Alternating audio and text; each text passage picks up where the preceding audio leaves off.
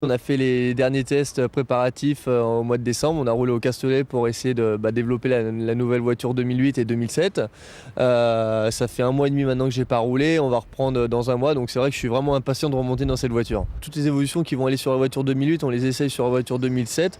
Donc tout ce qui est suspension, amortisseur, ressort, un peu aussi tout ce qui est carrossage. On essaye vraiment d'exploiter au maximum la voiture 2007 parce qu'on sait que c'était vraiment une très bonne base de châssis et que comme la voiture 2008 c'est vraiment un nouveau châssis, ils sont repartis sur des bases complètement différentes. On essaye de tout passer sur la 2007 pour essayer de dire que c'est du bon matériel et après on la passe sur la 2008. C'est vrai que c'est un championnat qui est vraiment extraordinaire, c'était ma première année.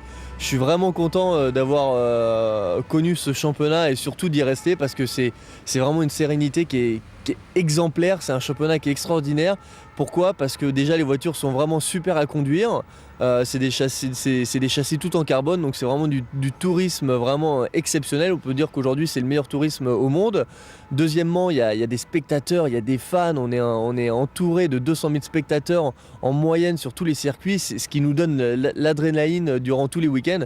C'est vraiment super et surtout le constructeur Audi est vraiment super parce que je m'entends super bien avec que ce soit tous les pilotes et Dr. Ulrich. Alors il y a eu une course qui a fait plus parler d'elle que les autres, c'est la fameuse course de Zandvoort où dans les derniers mètres, une autre Audi te dépasse. Qu'est-ce que tu peux nous dire quelques mois après ? Comment ça s'est vraiment passé cette histoire ? Comment ça s'est passé ? On va dire que ça s'est passé très sereinement.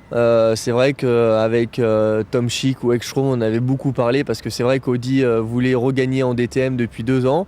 C'est vrai qu'ils avaient gagné en 2004 la dernière année avec Ekstrom, donc c'est vrai qu'ils voulaient vraiment regagner le championnat parce que c'est un gros championnat comme je l'expliquais juste avant.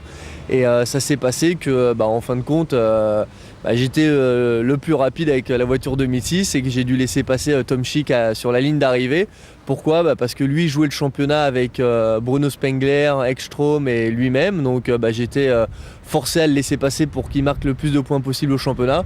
C'est vrai que c'était un peu dur, j'étais un peu frustré sur le moment, mais je pense que ça a été vraiment une très bonne décision parce que aujourd'hui ça m'a donné beaucoup de confiance. Parce que tout le monde de chez Audi a pu voir ce que j'étais capable de faire et surtout ce que je pouvais faire avec eux. Et ce qu'il faut dire en plus, c'est que j'ai pu re-signer un contrat avec eux en DTM, plus en LMS, plus aux 24 heures du Mans. Donc c'est vraiment un parcours sur durée, longue durée avec eux. Oui, mais alors qu'est-ce qui nous dit que c'est pas un cercle vicieux ?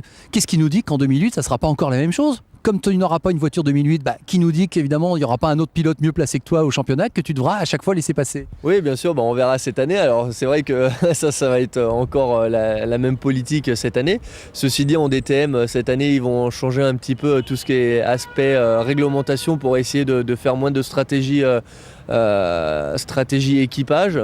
Donc je pense que déjà ça va préserver un peu mieux le sport automobile parce que c'est vrai que des fois de laisser passer des concurrents, c'est vrai que quand il y a des fans qui regardent, qui sont passionnés, des fois ils ont du mal à comprendre pourquoi ils l'ont fait et pourquoi ci, pourquoi ça. Donc c'est vrai que des fois ça met beaucoup de problèmes et beaucoup de politique dans cette gamme-là.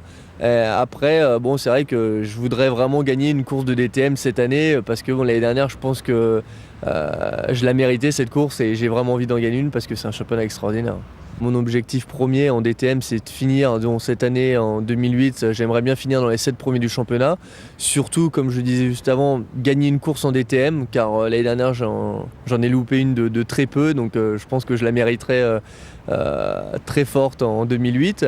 Et en ce qui concerne le team Phoenix, c'est vrai qu'on essaye de vraiment pousser. On essaye de pousser du début jusqu'à la fin pour essayer de monter sur tous les podiums.